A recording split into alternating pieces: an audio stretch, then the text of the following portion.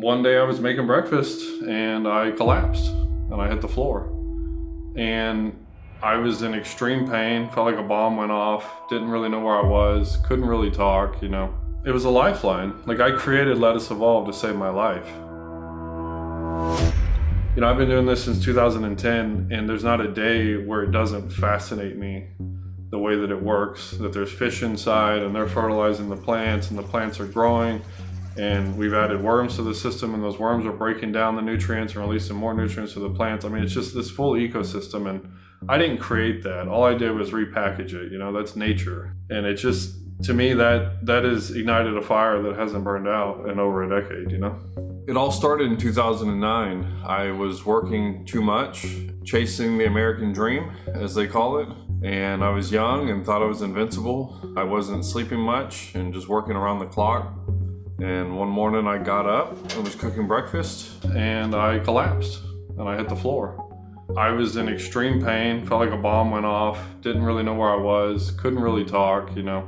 The doctors told me I was burning the candle at both ends and I ran out of wax. I went from being invincible to being a vegetable. I couldn't walk for over 7 years. Simple tasks were very hard for me. Going to the mailbox, I had to have a chair in the shower to sit. I had to have a chair at the stove to cook food or to do dishes or whatever. I'm 6'3" and I got down to 150 pounds. I lost a ton of weight. I was just in pain all the time. And I ended up finding this natural doctor, nutritionist guy, and he told me about the power of vegetables and stuff and fruits and that I needed to eat this stuff. Well, because I developed symptoms of hypoglycemia, I was now eating like 15 times a day and like full meals. And I wasn't hungry, I just had pain. And when I would eat, it would go away temporarily. And that costs a lot of money, you know, to eat that often. I was surrounded by concrete on all sides, you know, being in an apartment in the middle of the city. I didn't have any dirt to plant a garden in. And so I remember sitting in bed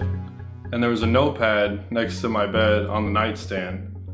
And I just visualized instantly. I had this visual of one of those blue rain barrels that people use for water collection.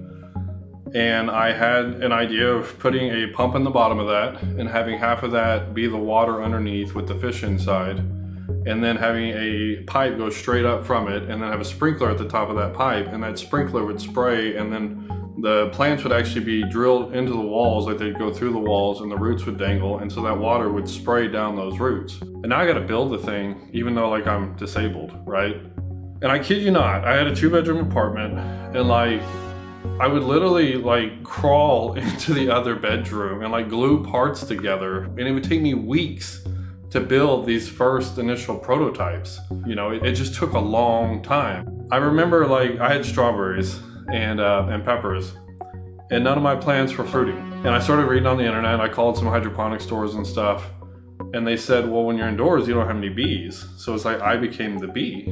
And so I remember crawling in there, and like I went around to the flowers and I started pollinating them with my finger.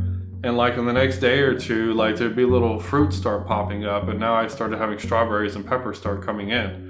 And like that stuff was extremely rewarding as far as like for my therapy and like my healing process, because I didn't have much to live, you know, like as far as what was going on in my life at that point, because I was disabled. It made me appreciate life more, because you start understanding like where this stuff comes from. And when you see it on the shelf in the store and you're like, here's a pepper, here's a tomato, here's whatever, you know, I mean, there's no personalization. You have no idea. It's a product at that point. You view the produce as a product. It's a lot different when you grow it yourself and you see the time that it takes and the input, and you know, just the beauty of nature, that these little bitty seeds are encoded with information to grow and transform into things that we eat. And it starts off as this tiny little seed, you know. All this stuff, to me, it did wonders for my mental health. I would literally get up in the morning because of that garden. Like, it was something that inspired me. It was a lifeline. Like, I created Let Us Evolve to save my life. Not only physically, but mentally and, you know, and spiritually as well. Like, it's, to me, like, the garden ended up becoming something so much more than just the garden. I mean, it's not just a product, it's a testament to myself. And I feel like to the rest of the world that anything's possible if you set your mind to it, you know?